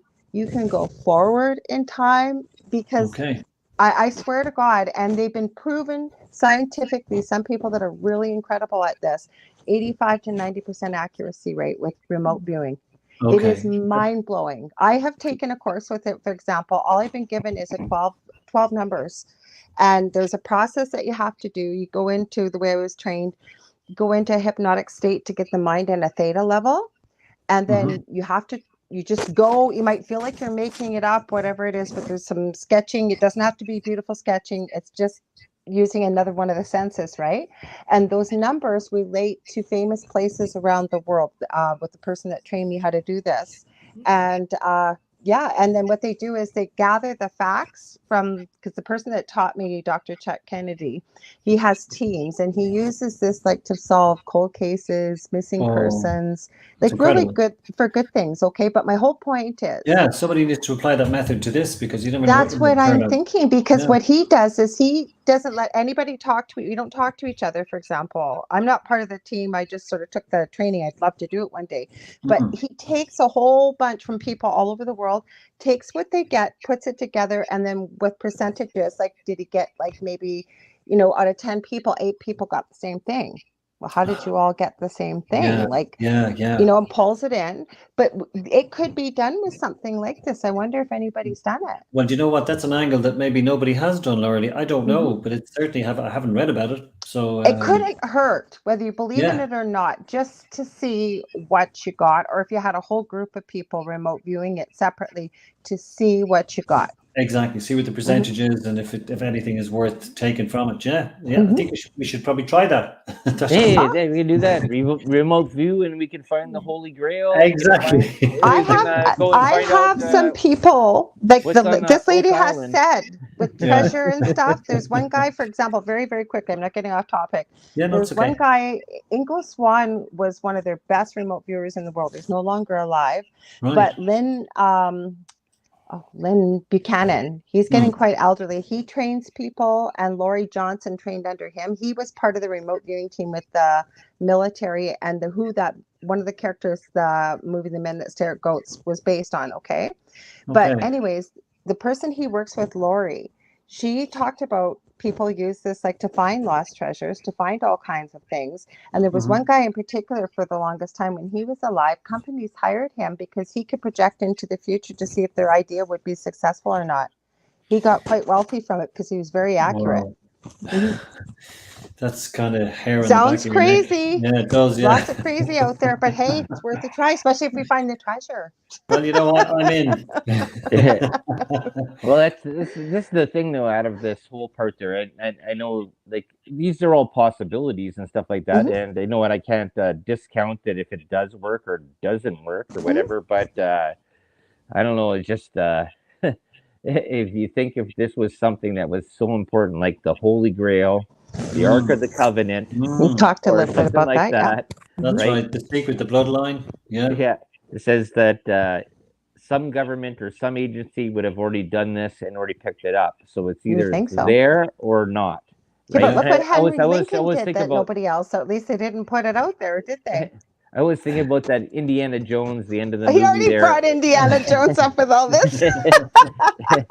And they have the Ark of the Covenant, and they just put it in that big warehouse. Yeah, that's correct. At the end. Yeah. We don't want to run out of time here because I know Tom works so hard. Go ahead, Tom, because I want you to share about the churches. Yeah, I've got so much to say anyway. I We're know you definitely not going to do. get it all done tonight. So, yeah. So the church then. So you got the devil's head, by the way, was sawn off at one point Oh dear in God. recent years. Yeah. What did you Because say, Mason? What? sorry, in recent years. Oh, I thought you said it in Mason. I heard. Sorry. I don't My know. headphones. Yeah. Recent years. I'm Yeah. my conspiracy theory spidey Yeah, senses. I'm looking for that word right now. your I'm not. antenna is up. Yeah, I know. Okay, so in recent years it was sawed off. Yeah, so it was sawed off. Now they've replaced the devil. It's a little different. And again, there's stuff on YouTube who have actually compared the two devils, and they've kind of gone overkill on this. But some of the other aspects of the church is that the stations of the cross that go around, all those things. He's got them in the opposite way. He's got them completely anti-clockwise or clockwise, whatever it should be or it shouldn't be. So Wow. he put them the wrong way, and you're not going to He make did all that this mistake. on purpose just to mess with people. You see, he could have done that. Yeah, it's also painted very gaudily, but there's also there are two Jesuses on the altar. So you've got a statue of Jesus, and then you've got another statue of Jesus. And what's going on? So that kind of introduces a duality to the story. There's a lot of duality that goes on. Again, we could probably talk about that in the next program. And there are the blue apples, by the way, on January the 17th. That date again. There's that date, the date that he died. Near the statue of St. Anthony, when the sun shines at a particular time of the day, an image of blue apples appears on the wall. So, like a shadow or just an image? Just an image of blue apples. Wow. I've seen a picture of it. You can see a picture of it on YouTube somewhere if you Google those words. So why would they call grapes blue apples? Was there anything? Because grapes they're either red or they're green, but they're or purple. Yeah, I think it's a slang word as far as I remember. This is in French. Okay. In French, well, I'm thinking I just had the words for grape and I lost it now. Yeah. Well, blue apples in French is pomme bleu. Pomme bleu. Yeah, but okay. Oh, it's raisin bleu. Okay, well, because so why? It needs further investigation. I don't know. That's why we're doing a series with this. That's why we want people's ideas or thoughts or what they found. Like this, we're going to figure this out, I think. Yeah, there's so exactly. Yes. There's so also what is the treasure at the end that we're gonna find? We don't know if there even is one. We did mention earlier, Del. I know you probably look back at this, and I don't want to repeat it for your listeners or viewers to the point where it gets tedious. But there are 5 possibilities of the money and the treasure and what it could possibly be. Okay. And the 6th or the 5th, and one of them is anyway that it could be that he found a secret. And it's potentially linked to the bloodline of Jesus and the Merovingians and so on, and that he bribed the church. Now, the only problem with that is that the church wouldn't be behind the door, if you know what I mean, by just killing him, because that's an answer to... That would be their easy, cheap answer. Absolutely, yeah. But whether or not he had, just formed a way to, did he pass the information on and say you can't do that because, or did he have that coverage? I don't know. It's all so intriguing.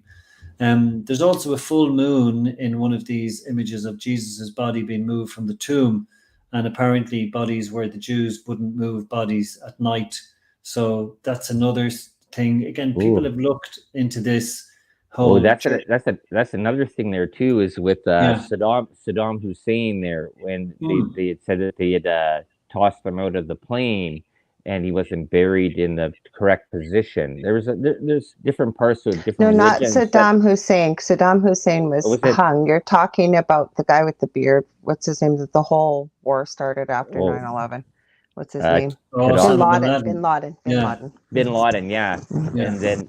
But we're getting off track here. Come on, we only got 20 minutes left for the churches, and I know Tom's worked so hard on this. We can talk. That's why I want to do a series on this because there's so much. I want to is the Spear of Destiny, is it the Holy Grail, the Ark of the Covenant, It's all these religious. All of the above. All the above. There you go. Potentially. He's laying the foundation here. This will help your shows too. So the Ark of the Covenant apparently was stolen by the Visigoths from the Temple of Solomon, and that may have ended up in the south of France. All of these things are alleged, may have, may not have, who knows.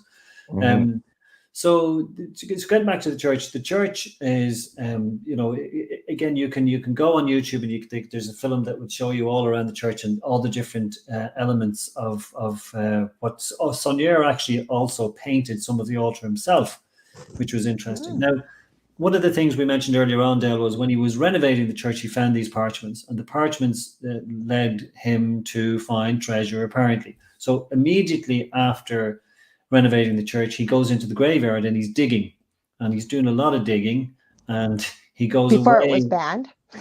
Well, before it was banned, he was allowed to dig. The last digger. Believe it or not, they had to move his body from the graveyard because people people always tried to break into the graveyard to see where he was buried. So they moved it to a position where they could actually pay respects to him, and it's on the Belvedere that he built. So you can actually go and see Saunier's grave now. So it's there. So, one of the other things that he used to do was he used to make trips down. When you think of Rennes Chateau, it's on a mountain, as I say. He would go down to the local area, and he used to bring back stones, and he built this grotto just beside the church. And there's also a secret. All these things are coming to me now. There's a secret room in the church that isn't obvious from the inside, but it's obvious from the outside, and it's got a circular window, but you can't access it that easy. Apparently there's a panel that you take away before you access it. There's a lot of these things in as you can imagine, in churches and buildings of that ilk from the south of France. Right. Saunier, essentially, there were lots of other areas that I could go to here. So, did he was he looking for the tomb of Jesus? If you know what I mean. Who was in the tomb? Because should we leave it hanging there that we're gonna? Well, let's leave it on a cliffhanger until we have a little bit of discussion time, if that's okay, Tom. Yeah, absolutely. Yeah, we might do that. What I was going to just do is just basically go to what I call the bonus material, because you've got essentially the mystery, which we've just kind of outlined. Okay. But I wanted to say in particular that there are some books. There's one particular book, and it's really worth getting, and it's called Jesus After the Crucifixion, and it's by a guy called Graham Simmons. And I read that book, Lorilei and Dale, when I was in Rennes-le-Château. And can I tell you, this is what would really, I had one of those moments that don't happen too often in life. Epiphany? It's kind of an epiphany, yeah. It's more of it's just a very, a personal, kind of feel good thing. I didn't feel, completely different afterwards. So it wasn't an epiphany as such in the true sense of that word. What the book does is it takes the Jesus married Mary Magdalene story, brings him to Rennes-le-Château. He lived out his days teaching Christianity in the area, by what this book means, or what it professes to tell us. But there's a suggestion in this book, it's a very clear suggestion, that Jesus is buried in Rennes-le-Château. Now, it's been dismissed universally, and that's fine, because I've got no issue with that at all. But at that time, when I was invested in this story, and I'm sitting here reading this book, I can tell you, he told me in the book where he figured Jesus was buried in the, it's specifically in the village. So I got up, and it was just an idle Wednesday. The sun was shining. I walked probably about 20 or 50 yards to where he said Jesus was buried. And guys, I just stood there, and I thought to myself, am I the only one who's experiencing this? Have people read this book and stood here before? Is Jesus buried in this position? And everybody thinks he's buried in, and where is it? Jerusalem? Bethlehem. Bethlehem, Jerusalem. He was born. Yeah. Bethlehem, Jerusalem, Sea of Galilee, and this is okay. This is the part there that maybe we can think about this. There was that. Where is France? How far is France away from that part of the Jerusalem? Middle? Holy Land. Yeah, it's quite a distance, I have to say. Yeah, and I know that they had John the Baptist had gone up to That's right. had gone up to Italy area. Yes, yeah, they went to Europe. Yeah, but never the part there in the 33 years did Jesus Christ ever go past anything that's ever recorded. Yeah, but you're assuming he died when he was 33, John. Yeah. That's an assumption that we spoke about earlier, that he actually didn't die on the cross. That he was spirited, shall we say, to Europe, because Mary Magdalene came to Europe, and there's a possibility. These are all possibilities. Plus, there's a church named after Catholic church named after Mary Magdalene in Rennes-le-Château. Like, she was demonized, basically. I'm just wondering why France. We got into the Merovingian kings. We didn't even touch on what they were or who they were. We were just trying to lay down some of the story here. It's sort of interesting there. It says, like, why France? Well, my suggestion is that maybe we all Google, because Google is never wrong. What they say, Mary Magdalene and France, because it's not. This is I think it's a known fact. He says in inverted commas that Mary Magdalene actually did come to France. The not so known fact is whether Jesus accompanied her with his children, with their children, Del, Sarah, and James. Oh yeah, I've heard that story too. There, yes, there's a lot of things. Well, you got to understand is I've talked about this many times. There is that people that like the Bible has been manipulated many times. We talked all about that at and the beginning. there are hidden stories at the Vatican, the hidden libraries of stuff there that are out there, and yes, and would they want us to know? Would they want us to know that Jesus actually lived after the crucifixion and he came to France and continued to practice, preaching Christianity with his children and his wife? Like we talked about the resurrection 3 days later. Like, is that they how have to wonder: was Lucifer actually a bad person, or was he actually a misunderstood person? And is Lucifer he wasn't a Satan, person; he or was an angel, and all that stuff? There's so many things that the Vatican, the Roman Catholic Church, has lied to the people about. It's unbelievable, and that's why should we necessarily believe, or at least we should certainly keep an open mind on whether or not Jesus. And again, I mentioned earlier that there are those who believe that Jesus was spirited to the skies or whatever by aliens. We talked a little bit about that too. That's a possibility. It says like angels could be the aliens that everybody's been talking about, and it makes this all makes sense, like in a way there, right? Anything that is, if you use the word alien as something that isn't in our reality right now, that is different from whatever a dimension or from a different place, a different plane, then it is an alien, right? So exactly, and it also raises people's suspicions and sometimes their defenses. If you mention the word alien, I wish we had a different word. But so there are lots of suggestions about that, and I personally would love to believe that Jesus did live on.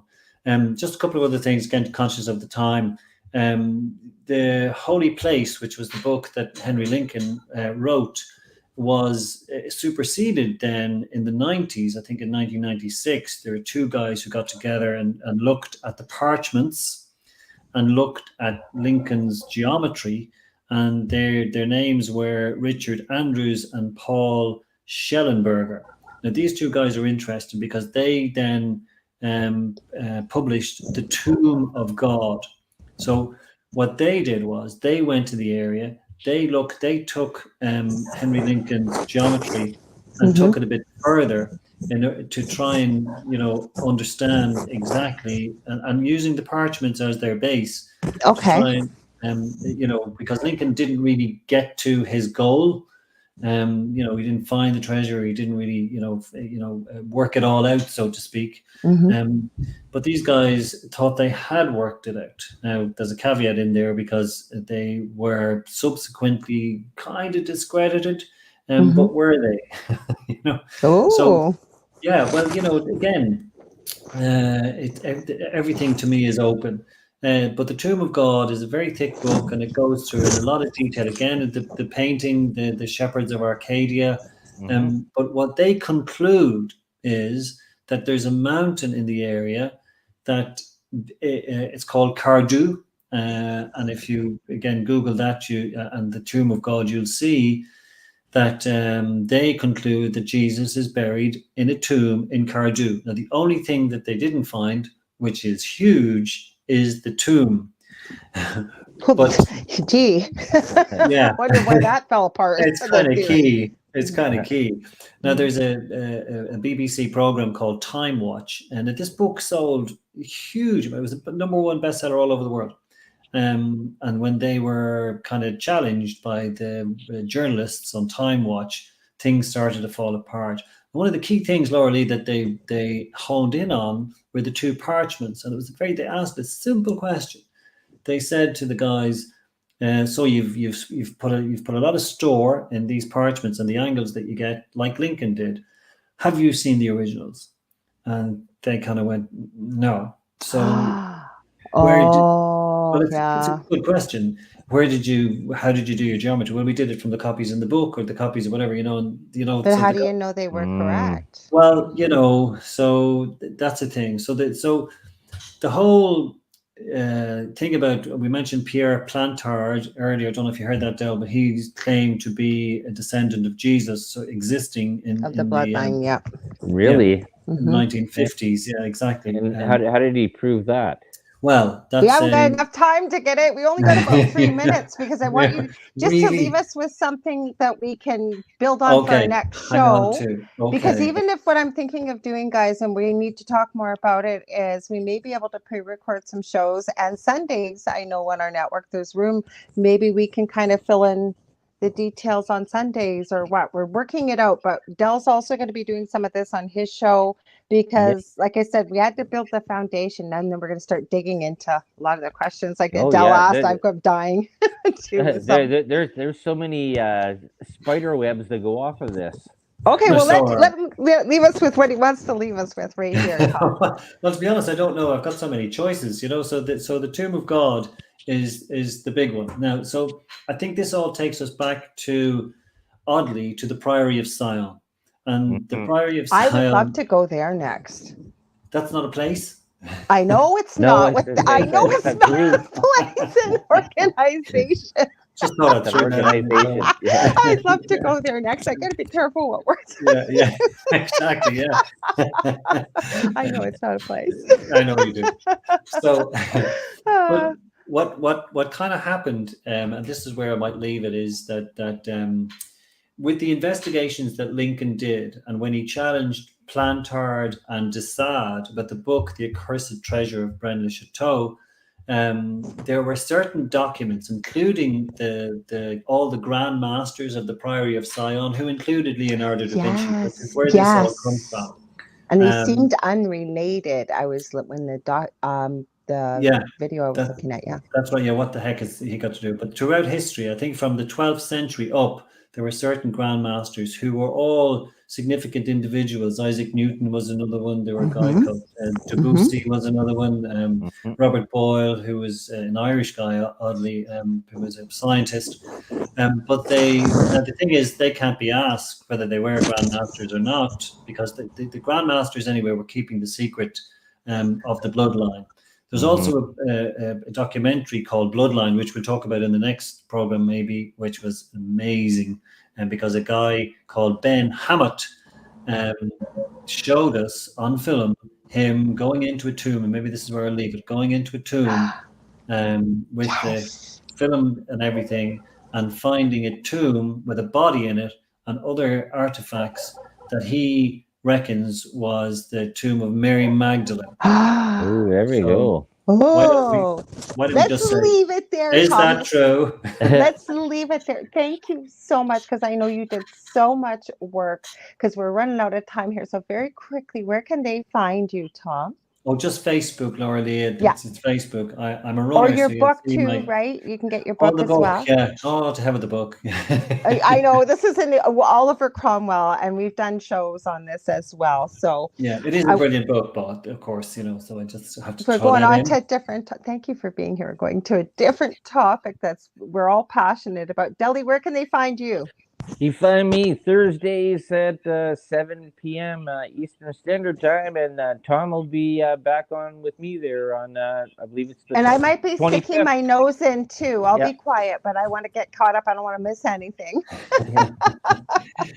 So do your homework, guys. Check it all out, because everything do I'm your saying homework. I'm going to post some links. I can do it, I think, on Facebook and also on YouTube link and stuff for people if you're interested, because Tom sent me some great documentaries. They're not too long, but they explain a lot more and kind of connect the pieces, because there's so much information to the story. There's no way we could do this in one show. That's why we want to do quite a few and dig into a lot of different areas. If you've got some questions, comments, maybe you want to know something, maybe you got something to share, feel free to reach out to me on facebook.com/The Angel Rock. I also have 2 groups on Facebook, Paranormal University for all things paranormal, Angel Rocker Tribe for everything esoteric, spiritual, power positivity in the mind, and so on. I will be back. Oh, also, if you want to book a healing session or any readings with me, you can get a hold of me, same place, facebook.com/The Angel Rock. I will be back next week, same time, same space. So 6 p.m. to 8 p.m. Eastern Standard Time with The Angel Rock, with another fantastic guest. I want to thank Tom for being here so much. I can't wait to do more shows like this, because this is going to be a series, as well as Adele. Okay, sending you guys all so much love and light. Good morning, good afternoon, or good evening, wherever you may be. We'll see you next week. And stay tuned for the Horsefly Chronicles coming right up next with the Syracusas. Thanks so much, everybody.